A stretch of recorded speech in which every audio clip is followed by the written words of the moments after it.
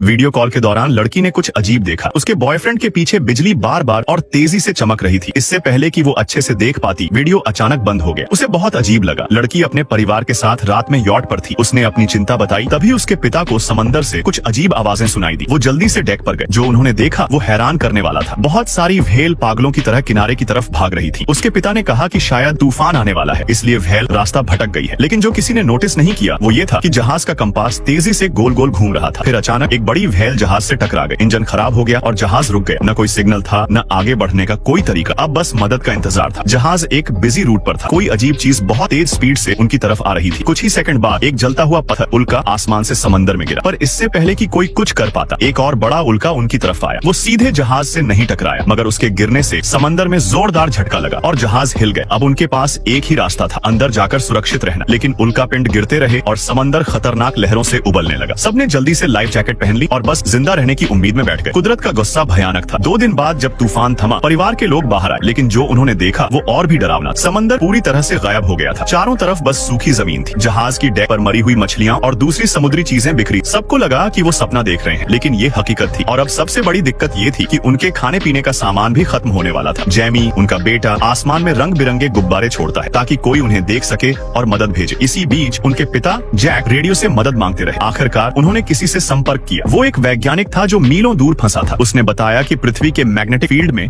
अचानक बदलाव आया था, जिससे ये भयानक तबाही हुई। पूरी दुनिया पर असर पड़ा और समंदर गायब हो गए। उस वैज्ञानिक ने चेतावनी दी कि 7 दिनों में पृथ्वी का मैग्नेटिक फील्ड फिर से ठीक हो जाएगा। तब गायब हुआ पानी वापस गिरेगा और समंदर फिर से भर जाएगा। परिवार को जल्दी से ऊंचाई पर जाना चाहिए, वरना पानी उन्हें बहा ले जाएगा। समय कम था और उनके पास कोई रास्ता नहीं था। अब सिर्फ एक चमत्कार ही उन्हें बचा सकता था।